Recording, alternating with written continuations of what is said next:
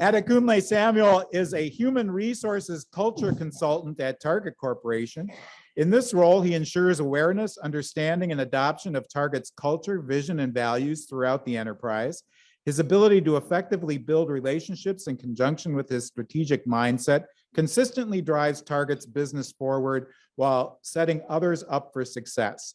No stranger to change, Adekunle has held 5 roles across 5 divisions in his 12-year career at Target. He is consistently working with various teams to promote diversity, equity, and inclusion, either directly through his culture role at Target or through the platform given to him through Target's African American Business Council. Outside of work, Adekunle is heavily involved in organizations such as his local Delta Sigma Pi alumni chapter and is the Alumni Association Board of Directors at his alma mater, the University of Wisconsin-La Crosse. In Adekunle's spare time, he enjoys spending time with his wife, Laura. They do a lot together, cooking, biking, golfing, and coach a local high school junior varsity soccer team. To this point, Adekunle's favorite coaching feedback he has ever received was from his wife, who said, "That went better than expected." All right, Adekunle, thank you. True story. Okay, our speaker today. Lori is a learner at heart, studying aerospace engineering, pre-med, physiology, math and education, psychology in college. But ultimately, her first job was as a software engineer, and she performed every role on software development teams, including coding, designing, testing, managing, and owning products over her 20+ year career. She also is a strong athlete, competitive rugby for 15 years coaching, and moving on to hockey and rugby retirement. Wow, indeed. She is definitely used to intense, risky, and high combat activities, getting knocked down and jumping right back up again, just like an entrepreneur. In 2016, she created Backpack EMR, a portable electronic medical records EMR system for rural mobile clinics, and is supporting organizations across 24 countries to improve the impact of their health services for people without access to health facilities. Lori Most.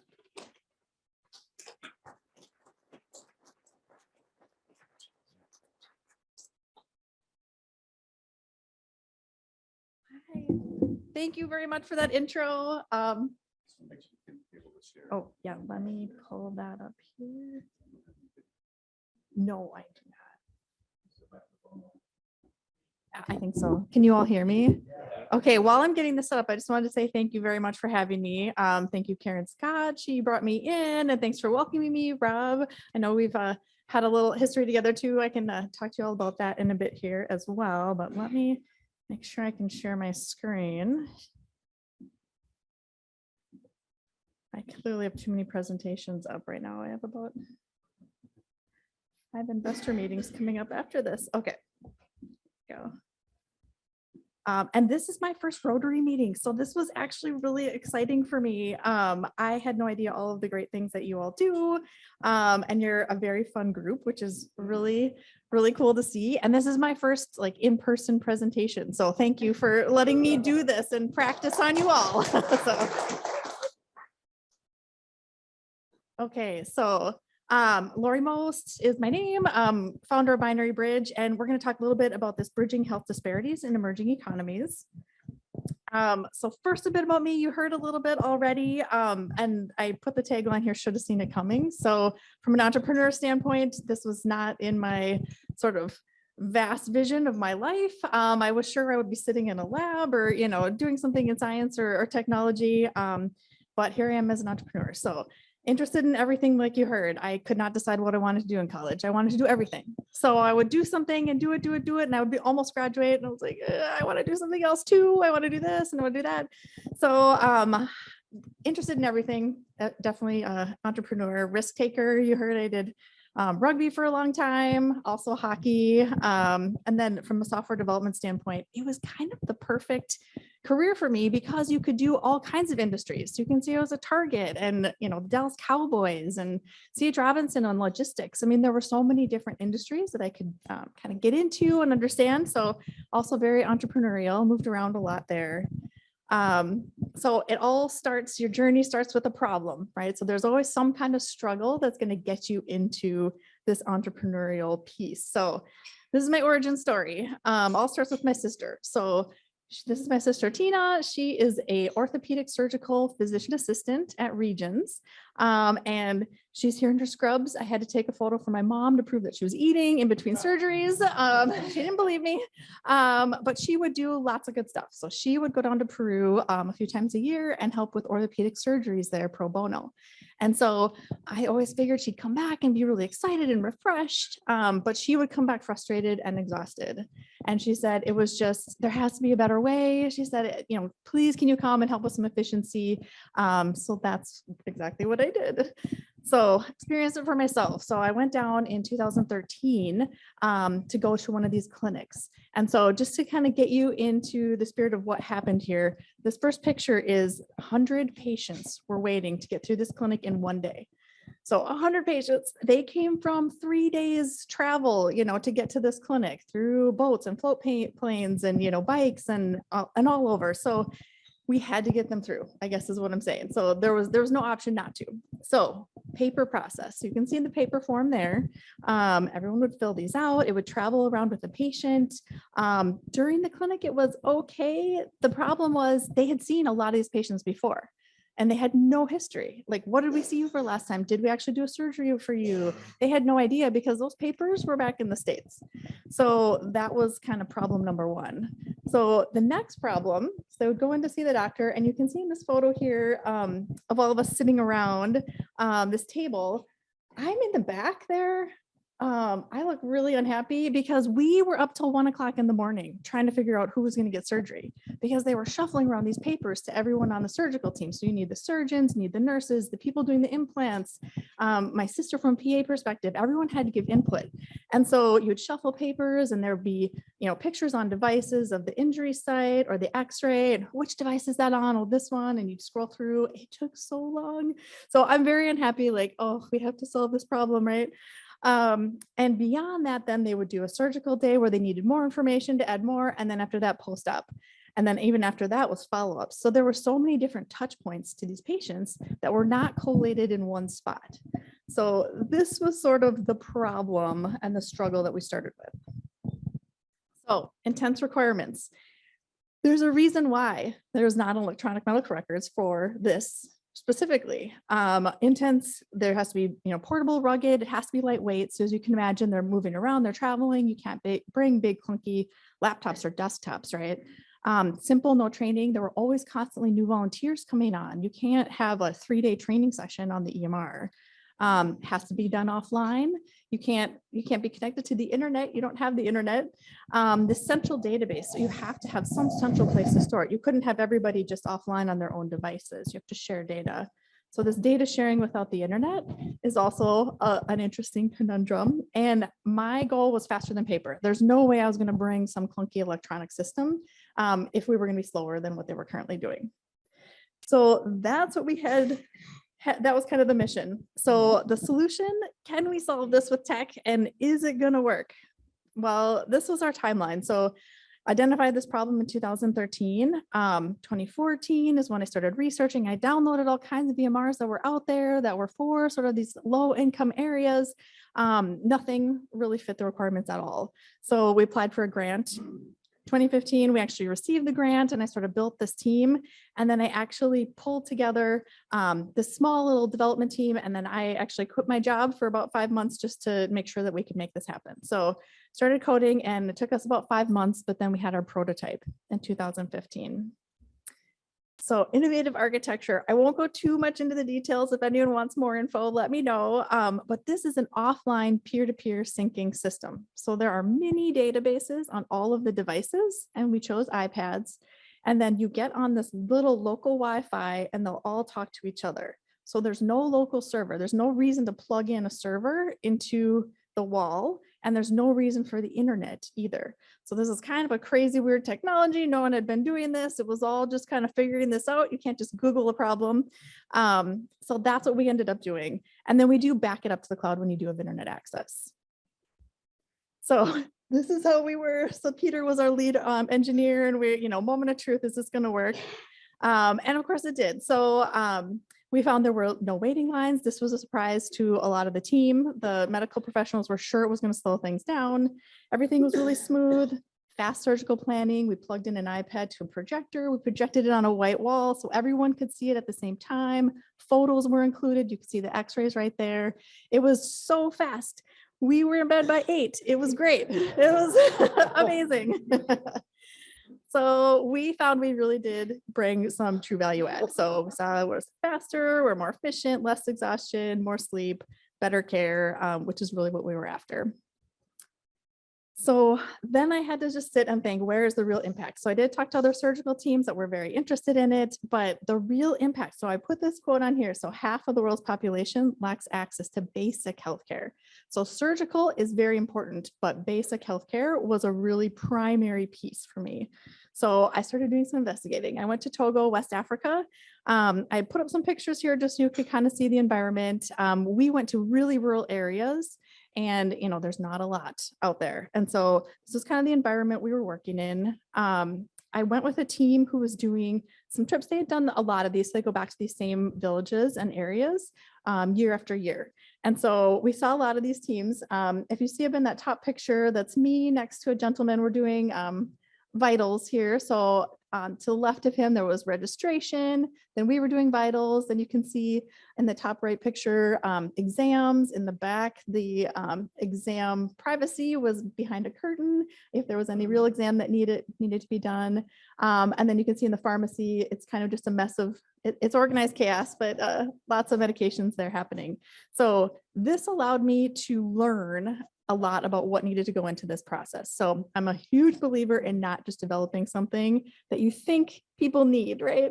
That was a development, what we did a long time ago, 10, 15 years ago. A lot of us did that. So I'm in the thick of it trying to figure out what's really needed. So I put myself in all the different positions, and you can see all the different pieces that we kind of came out of this. Multiple languages, had to be rugged. You can see we're outside now. We're not inside like the surgical teams were. Wider range. These were really spread out. We had to figure that out. Still, of course, no electricity.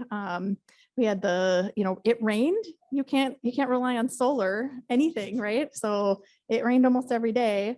Lots of things going on in pharmacy. The keyboard usage, there's not a lot of keyboarding skills for the local team members. So there was, a lot of the one finger. So we had to, high touch, those sort of things, customized medications, those sort of pieces. So we learned a lot there. So finally piloted in 2018. So at this point, we've got something for primary care, basic care. And I put this picture up here so you could see where we were. So this is a tiny little island underneath Haiti. So it's kind of this little cluster of islands called Ile Vache. And I wanted you to see kind of the huts. So these are their little house, the houses are there, but they are, a hurricane comes or, wipes them away. So this is sort of what they're living with. And then the industry is really fishing, a lot of fishing going on there, but there's not a lot else on that island. So we would come up with our boat. We fit 25 of us in that little boat. And then it was a little nerve wracking. And then I had my equipment going over the ocean like this in this little boat. So I tried to get dry stacks and things, but you can see this gentleman here is carrying this big bag that's got all of our iPads in it. It's about 11 iPads. And then you do what you can. So you can see our little router is tied with an old shoestring. We've got the solar panel kind of hanging off. But we made it work. So we realized that we could do clinics anywhere. So here we are on a beach. We just set up and you can see patient intake, the waiting area, vitals. You kind of just do what you can. So this is what our system allowed us to do. It's for us to just pull up on the beach, set up a clinic. The system all worked. It was interconnected. Everyone had all the information they needed, and we walked away and we had all the data. And then we could do metrics after that as well. Just a few pictures of how this went. So you can see taking photos, sitting on the beach, doing vitals. A couple key pieces here. So this was a turning point in personally, my sort of journey in backpack EMR, I saw this group do community education. And so they would sit with this full group who are waiting to be seen, and they would do education on STDs or hand washing or a lot of these different pieces that they don't get education on. That sort of hit me because that wasn't what some of the surgical teams were doing. They were just coming in, doing the surgeries and leaving, right? So this was more educating and really empowering the locals to do what they could. I also saw there was no training needed. The gentleman on the top right, he's a 14-year-old. He came in the boat just one day. We picked him up as an interpreter. We thought he was just interpreting, but he just grabbed an iPad and was able to start registration. So no training needed. And it really showed me local leadership. You know, this isn't something that people need to come in and do. This is something that the local teams can clearly do and run on their own. And then this shoe rack for medical supplies. I thought that was cool. They had these shoe racks and kind of turned them to the side, and yeah, all their medical supplies and medications were in there. I thought that was pretty cool too. You learn lots of new things on these trips. So mobile clinics, 2019, great ramp up year for our mobile clinics. And like I said, I'm sort of changing my mindset as I'm going here. So we are here in Lunga Lunga. This is Kenya. We did a 2-day camp. We saw 1,000 patients, which was pretty cool. And we had several different groups. So I think I put on there, yeah, there were 6 organizations. So the Kenyan Red Cross, there were lots of local groups who kind of came together to put this on, which was pretty exciting. But again, ran great. We had 20 iPads going, all the different pieces were flowing. We were able to send those metrics to the Ministry of Health afterwards. So we realized as far as an impact is concerned, now they can see everything that's going on. They can start looking at trending reports. They can start seeing at all these different camps what's going on. So we were pretty excited about this one. So our impact, we also started working on an impact measurement report. So this is local group Ecotone Analytics. We, at this point in 2019, had 60,000 patient encounters. 12,000 were return visits, which we were really looking for because that meant that people were coming back and that was that continuity of care that we were providing. So that was 20% we were pretty excited about. And this showed that for every dollar that was invested, that we would give a $6 social return on investment. So we were pretty excited about this impact that we were showing. And our traction in 2019, you can see we had 11 customers across 9 countries, 100,000 signed contracts. And then you can see we started working with the government. So the Nairobi County government wanted us to implement this throughout all 47 counties so that they could actually collate all of this data. Right now, what they were doing at this point is getting paper forms back, and they would get a report back maybe 6 months to a year later after the camp had happened. And it was really just names or something. It wasn't even like actual data of what was going on. And so they saw the value of that too. So we were pretty excited about this. And then the REACH group, the East African group, wanted us to roll it out as well. So we were really excited. So, and I'm showing you this because I'm sure you know what's happening coming up here. COVID hit. So 2019, we had all this momentum. We were really excited. We were rolling. We thought we were making all this impact. We're really like doing something cool. But our traveling customers stopped traveling. And any gatherings that were happening locally in Kenya, all of those camps, they were outlawed. So there were no gatherings happening either for these mobile clinics. So what in the world are we going to do? We turned to COVID response. So we started talking to the Kenyan government, to the Liberian embassy. In Senegal, we started working a little bit in Tanzania. So we started working with other partnerships. We built out some COVID tracking tools really quickly. So I remember very clearly, it was March 14th. Kenya had their very first case recorded. And it was the next day that I was already contacting everyone with, hey, we want to get in front of you with the Ministry of Health. You know, we've got these things that we're working on. So we did get all the way through. We were presented several times and they were ready for us to pilot. We showed them this. We had all this cool data capture and data analysis. And in the end, they ended up using paper up until the point where their local teams were actually able to get COVID tracking tools, which was a bummer. So of course, in entrepreneurial spirit, what's next? Got to figure out something else. So we still wanted to help this group. We knew these the last mile communities were not getting the care they needed because no one's traveling out there, whether it's local or from the US. So what can we do to help? Asynchronous virtual care. So we started doing more with community health workers using the app offline. And then they could send up their request to another physician or specialist in the United States or anywhere. And then we built this web portal that they could then view it from. So this was sort of our answer to try to fill this gap on how in the world could we help. So that actually was fairly, we made traction with that. So that was pretty successful. So we ended up gaining several customers. We ended up with 31 customers at the end of 2021 here, now across 25 countries. So we are sort of gaining this momentum again here. We do have a 97% retention rate. So people come on and they use our system and they stay. So they really love what they're seeing. So this is pretty exciting. You can see some of the organizations that we've got working for us. Mission of Hope is a big one. Operation Blessing is across 9 different regions. They actually took us to Poland to work with the Ukrainian refugees a couple months ago. And the Addis Clinic works across multiple countries. They just got into Somalia and were able to really help there. So we're pretty excited about this traction. Now with this, we're seeing a new trend. So if you can imagine, COVID happens, it's been 2 years, people can't see their patients that they've been, constantly going back to these villages to see. They're doing some introspection on what are we doing? Is this the right way? Is this sustainable?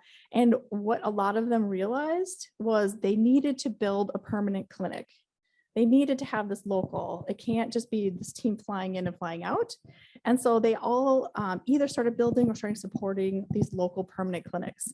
So that again was a shift for what we were going to be doing as well. So we wanted to continue to support them. So clinic management is what we sort of landed on. So a new direction, we wanted to make more impact that way as well. So this sort of kickstarted us with this huge partnership. So I wanted to mention this one because it just started within the last couple of months here. We actually just signed our agreement a few days ago, just 3 days ago. But VBEG Medical, they do medical supply procurement in Rwanda, and they have the same mission as us, increasing access to healthcare in these rural communities. And so we are a perfect fit. So I was super excited. They are really explosive. They've grown like crazy in 3 years. They've got 500 health centers that they work with. We've got about 13 million lives impacted that, we can actually be impactful there. For us, it would bring in about $1.5 million from an opportunity standpoint. So this, again, as a social entrepreneur, this is something that's really exciting where we can actually be bringing in cash and be self-sustaining. The other really cool thing is we have a local sales team. So as you can imagine, it's really hard to sell, and we really can't be selling from here, and it has to happen locally. So this is the expansion opportunity. If you can see that little red dot is Rwanda. It's tiny, but they're also working across the DR of Congo and into Burundi, which is right next to it. So there's a pretty big expansion that's starting to happen as well. There are a few competitors in this space. I put them on here. Alara Health and Helium Health are growing, but there's plenty of opportunities. So there's lots going on here, which is exciting. So here's what we're working on, which I am really excited about. We have all these partners. You can't do it yourself. We don't want to do it ourselves. So we've got the medical supplies coming from VBEG. We have personal health records. So we want people to be able to have their records right now. A lot of them have them on paper and little booklets, but they get lost, they get wet, not a great way. So we're working with Andaman 7 for personal health records. It also helps to bridge that gap for interoperability. I know we have that problem here in the States too. If you go to your primary care physician, and then if you want to go to a specialist, getting them to talk those systems. There's a lot of faxing still going on. The interoperability just isn't there. It's really difficult. So this completely obliterates that. You don't need it anymore. Now you've got it on your phone and it's offline, and I can just take it into my specialist and I can send it to them, or I can, show it to them. So I think this is really the way. This is the way from getting into these emerging economies and how they can sort of leapfrog where we are. And then Beam Healthcare has offered up telehealth specialists. So they do this already. They're excited to start working with us. And Healy Health does appointment scheduling and video chat. So if you can imagine, a lot of these places do not have internet. So this was never a top priority. However, some do. So we're adding that in so that they can do these video chats. So just to sort of wrap this all up to get you our vision and goals, I wanted to get you through kind of the journey and show you where we're going. So from an impact perspective, we really are trying to improve that quality of care, increase those impacts of the health workers that are doing great work, improve the visibility for outbreaks and for better allocation for those resources, lowering costs for clinics, ensuring medical supplies are in stock, giving patient access to their health records, bypassing that interoperability we just talked about, reducing reliance on foreign aid. So this is a big one. If these clinics can really build themselves up, they don't no longer need aid coming from the States or other countries, and empowering those local clinicians. So I just wanted to give you a really quick rundown here. Sorry, I went through that really fast just to give you the journey, but happy to take any questions if anyone had them. Yeah. Yeah, I have a question with regard to developing this in the context of not having heavy insurance impact, HIPAA impact, Yep. attorney lawsuits impact, et cetera.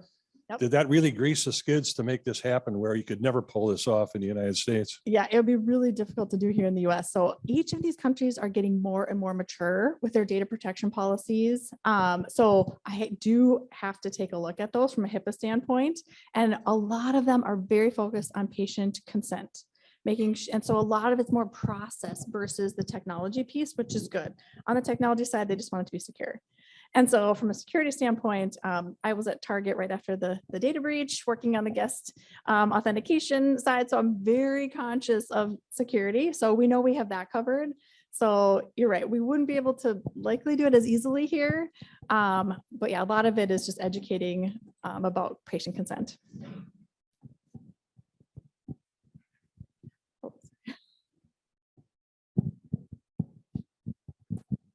I don't know if you're ever looking for hands-on volunteer type help in those countries, and I don't know how familiar you are with Rotary, but there are Rotary clubs all over the world. And I just looked, Togo has 20 Rotary wow. clubs. Kenya has 40 Rotary clubs. Rwanda has a dozen clubs. I mean, Huh. and we're all about service. And so if you ever just need even, non-expert hands-on type work, you should think about tapping into those clubs. And there is one of our focuses of our foundation is health. And so there would be money available possibly through an international partnership between Rotary clubs. Interesting. Thank you. I had not thought about that at all. So that's great.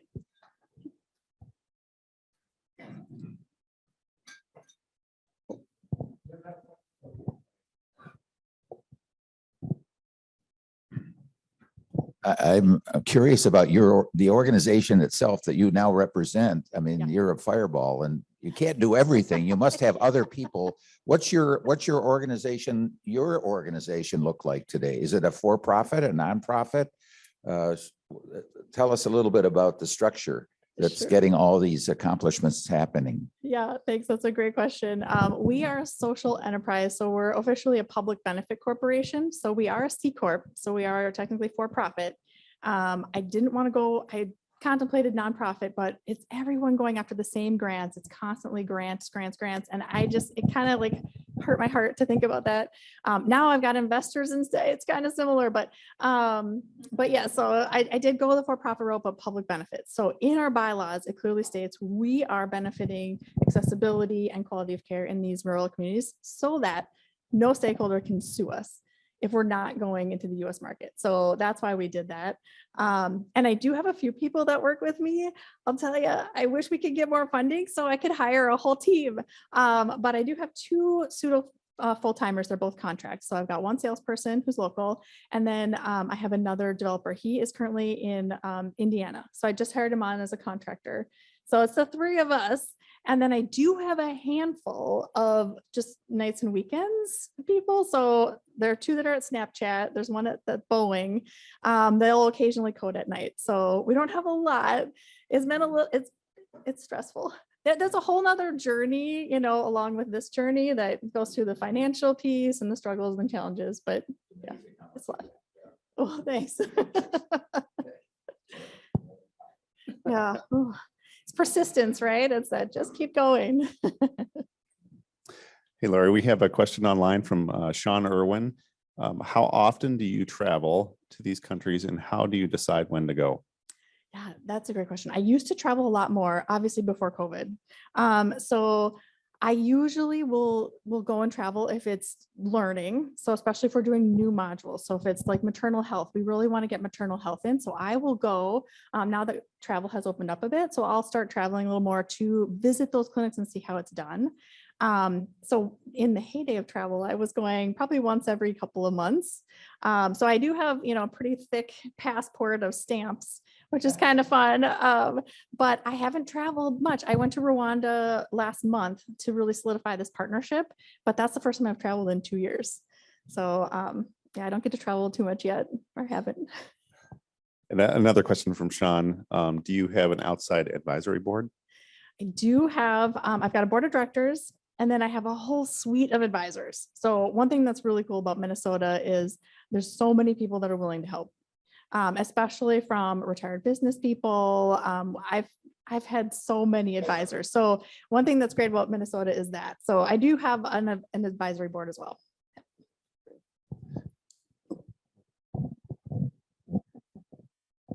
I'm wondering if you encounter language barriers, and if so, how you handle those. Yes, absolutely. So what we've done from a technology standpoint, I mean, there's the technology and then there's the business side. So on the technology side, we've made the app fully customizable. Any language that iPad supports or that Apple supports, we support. So if you change your iPad to Spanish, the entire app will change to Spanish. If you change your iPad to French, the app will change to French. And you can have French and I can have English and someone else can have Spanish, and we can all talk to each other just fine. So we have done that from a multilingual standpoint. Now, when you're communicating with people, that's totally different. I do not speak other languages. I took French in college and I just did not stick. I have the Rosetta Stone for Spanish and I just cannot get to it. But I do hire people who have other language experience. So we do have some of those groups, and then I try to partner so that I can have someone else who does speak other languages. Now, in a lot of these areas, English, luckily for us, is pretty prominent. So that's good. But most people will have English and then maybe French and then their tribal language. So many people speak multiple languages. So we're pretty lucky as far as the English piece goes.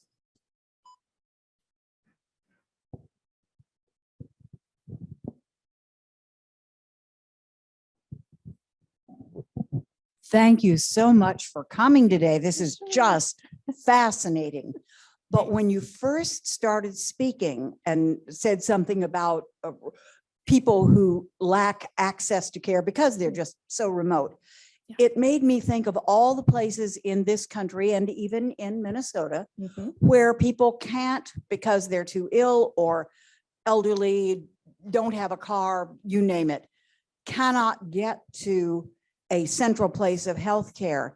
Is there any possibility that even if you're not working in the US now because of insurance concerns, that's another subject, that you might in future, because your technical access capabilities are, the part about the not needing the internet might be crucial in some areas where it isn't good in this country?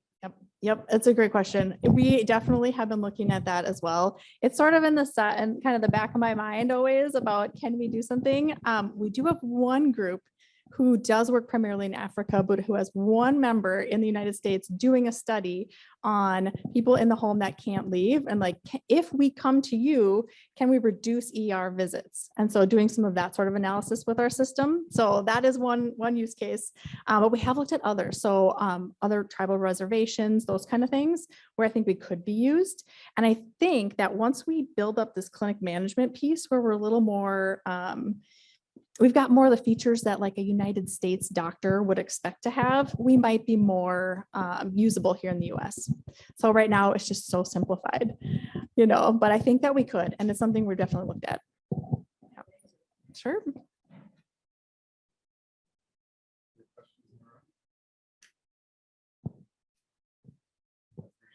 All right. Well, thank you very much for having me. Thank you. Okay, sorry. Thank you so much for that speech. Sorry, in honor of you speaking here today, we ask that you sign a book that will be donated to Way to Grow, a nonprofit that helps at-risk students in Minneapolis to be more successful in school. We will give the book you signed to a child in 3rd grade, so they will have a book that of their own signed by a leader in their community. In lieu of, please accept this bookmark right here.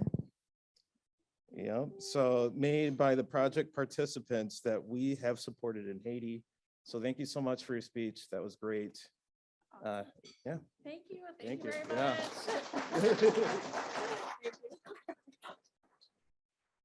Thank you, Lori. I think you can take that on the road. You're ready to go. Thank you so much for being with us today. You aren't going to want to miss next week either. Next week, we have Elsa Vicuna, who is with the Minnesota Aurora FC, our women-led soccer club here in Minnesota. You're going to want to hear about the Aurora, Minnesota Aurora FC must be football club, right? Yeah, there we go. That's how much I know. All right, perfect. So I want to thank everyone today who helped make this meeting work. Sandy Christensen, thanks so much. Our day chair and taking double duty doing the Happy Bucks at Akunle. Thank you so much. Mark Mosman, thank you for being our greeter today. Ross and Greg, thank you so much for all your good work on the AV. Without Brock here, it actually worked. Good job. We did it. We did it. All right. You all have a good Rotary week.